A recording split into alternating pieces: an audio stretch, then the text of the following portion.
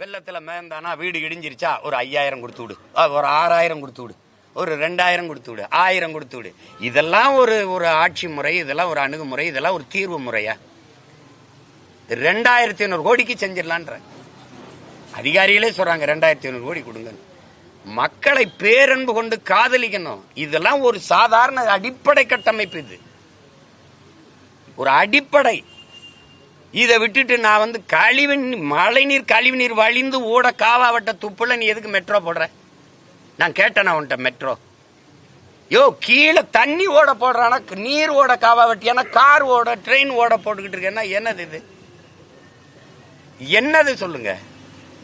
மெட்ரோல பயணம் செய்யற மக்களின் விழுக்காடு எவ்வளவு இருக்கும் நீங்க சொல்லுங்க?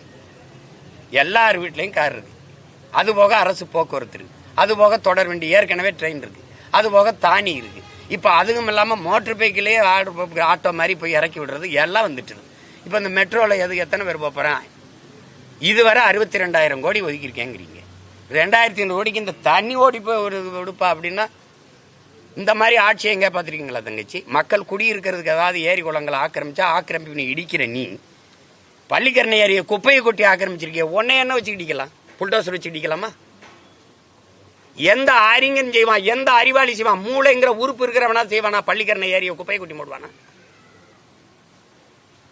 யாருமே கேள்வி கூடாதா உங்களை?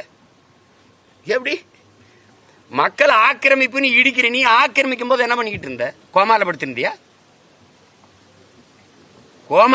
என்ன பண்ண? அவனுக்கு பிளாட் போட்டு வித்தது யாரு? அவனுக்கு வீடு கட்ட அனுமதிச்சது குடும்ப அட்டை கொடுத்தது யாரு? ஓட்டு உரிமை கொடுத்தது யாரு? மின் இணைப்பு கொடுத்தது யாரு? எரிவாயு இணைப்பு கொடுத்தது யாரு? இந்த சாலை போட்டு கொடுத்தது யாரு? இதெல்லாம் கொடுத்தது அரசு தானே. அப்ப திடீர்னு 60 ஆண்டு கழிச்சு ஆக்கிரமிப்புன்னு உனக்கு தெரியுதா?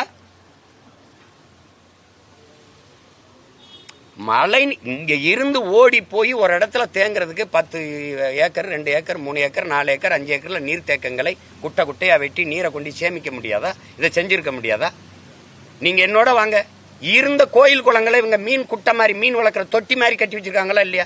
இப்படி போங்க, இந்த பக்கத்தில் இருக்குது அந்த கோயில் குளம் எப்படி இருந்தது? நீ என்ன பண்ணி வச்சிருக்க? நீ என்ன பண்ணி வச்சிருக்க? சுத்தி சிமெண்ட போட்டு தொட்டி வச்சிருக்க, நீச்சல் குளம் மாதிரி. ஒரு நீர் மேலாண்மைங்கிறது நீ புதுசாக கண்டுபிடிக்க வேண்டியதில்லை. பரம்பரையா பல ஆயிரம் ஆண்டுகளா என் முன்னோர்கள் செஞ்சு வச்சதை நீங்க கடைப்பிடி. சென்னை ஒரு நீர் தேக்கம், சென்னையே ஒரு ஏரி நகர். வேளச்சேரி, செம்மஞ்சேரி, கண்ணகி நகர், கல்லுக்குட்டை, பழவந்தாங்கல், பீக்கங்கரணை, பள்ளிக்கரணை, கரணை என்றாலும் ஏந்தல் என்றாலும் தாங்கல் என்றாலும் சேரி என்றாலும் அது ஏரியத்தான் சேரிங்கிற நீ. வெள்ளத்து ஏரிய வெள்ளச்சேரின்ற நீ. இதெல்லாம் நீர் தேக்கம். நீரின்றி அமையாது உலகன்னு சொன்னவனுக்கு நீ வள்ளுவர் கோட்டம்னு ஒண்ணு கட்டி வச்சிருக்க. எங்க? ஏரிய தூத்துட்டு. ஏரியாவுக்கு பேர் என்ன? லேக் ஏரியா. இங்க ஏரி இருந்தது எங்கன்னு கேட்டா அங்கிட்டு போறியாங்கிற நீ. அப்ப ஏரிய தூத்துப்பிட்டு கட்டியிருக்க.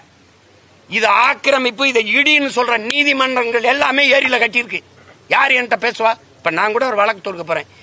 இந்த நீதிமன்றம் ஏரியில கட்டப்பட்டிருக்கு, இது ஆக்கிரமிப்பு, இடிங்கன்னு உத்தரவு போடுங்கன்னு கேட்க போறேன். திருவள்ளூர்ல ஒரு நீதிமன்றம் இருக்கு தங்கச்சி, அது ஏரியில கட்டப்பட்டிருக்கு. மதுரையில உயர் நீதிமன்ற கிளை இருக்கு, அது ஏரியில கட்டப்பட்டிருக்கு. எப்படி? MMDA காலனி இருக்குல்ல, MMDA குடியிருப்பு எதுல கட்டப்பட்டிருக்கு? அரசு அலுவலகங்கள் அத்தனையும் ஏரியில கட்டப்பட்டிருக்கு, நீர் தேக்கங்கள்ல கட்டப்பட்டிருக்கு. பள்ளிக்கரணையில குப்பை கொட்டப்படுது. இதெல்லாம் அப்புறம் தண்ணி தேங்கிருக்கு. நீ நீர் தேங்குற இடத்துல, நீர் ஓடுற இடத்துல நீ வீடை கட்டிடுவ. அப்புறம் அது வீட்டுக்குள்ள தானே வரும். என்னை மாதிரி ரோட்ல இன்னும் போராட முடியல. அதுக்கு போராடுறதுக்கு ஒரு வழிதான் இருக்கு. வீட்டுக்குள்ள போய் வெள்ளப்பட நாய் எங்குது, அவ்வளவுதான். நீ அது ஓடுற இடத்துல நீ போய் எதுக்கு ஆக்கிரமிப்பு பண்ற? நீர் ஓடுற இடத்துல ரோட போட்டு காரை விட்டோம்னா அதுக்கு வழி இல்லாம வீட்டுக்குள்ள போகுது. மழை நீர் வரும்போது அதை சேமிச்சு வைக்கிறதுக்கு இருக்கா? ஏரி குளங்கள் தூர்வாரப்பட்டு, இப்ப வேல்முருகன் ரத்தம் சொல்லும்போது கூட அந்த ஏரி தூர்வாரப்படலாம், அங்க நீர் தேக்கம் தூந்து போச்சுன்னு. நீங்க எங்க பாட்டனார் கட்டின வீரநாராயண ஏரி 16 கிலோமீட்டர் தங்கச்சி. என் ஊர் ராமேஸ்வரத்துலேருந்து தலைமன்னாருக்கு 16 கிலோமீட்டர் தான் கடலை. அப்போ ஒரு சின்ன கடலை வெட்டியிருக்கான். அதை தூர்வாரின்னு ஏன்டா கடல் ஒரு மிதக்குது? ஆண்டு தூரம் மழை பொழிவு அதிகமா வருது, பள்ள நிலமா இருக்கு, தாழ் நிலமா இருக்கு. அங்க அந்த நீரை கொண்டு அந்த 16 கிலோமீட்டர்ல தேக்குனா அங்கிருந்து பெரு குழாய் மூலமா எனக்கு காவிரி பகுதிக்கு, இந்த தஞ்சை வேளாண்குடி மக்களுக்கு கொண்டு ஊத்திட முடியாதா? காவிரி டெல்டா பகுதிக்கு எதுக்கு நான் கர்நாடகாவில் 150 TMCக்கு கையேந்தனும்? 16 கிலோமீட்டர் கடலை வெட்டி வச்சுட்டு போயிருக்கான். அது தூந்து போச்சு. எதையுமே தொலைநோக்கா சிந்திக்கிறது இல்லை, ஆளை பார்க்கறது இல்லை. மக்களுக்கு இது ஒவ்வொரு ஆண்டும் தம்பி உதயநிதியே போடுறாப்புல, இது வரும் ஆண்டுதோறும் இந்த பிரச்சனை இருக்க, இந்த சிக்கலை தீர்க்க முடியல, ஒழிக்க முடியாது. ஒழிக்க ஒரே வழிதான், உங்களை ஒழிச்சிடறதா ஒரே வழி. வேற இடம் எப்படி ஒழிக்க முடியும்? ஒரு 5 ஆண்டு என்கிட்ட ஆட்சியை கொடுங்க, இந்த மாதிரி நீர் தேங்குதுன்னா என்ன சொல்லுங்க, இறங்கி போயிடுறேன், ஆட்சி எடுக்க சார் என்னால் முடியலைங்க, மன்னிச்சுக்கிடுங்க.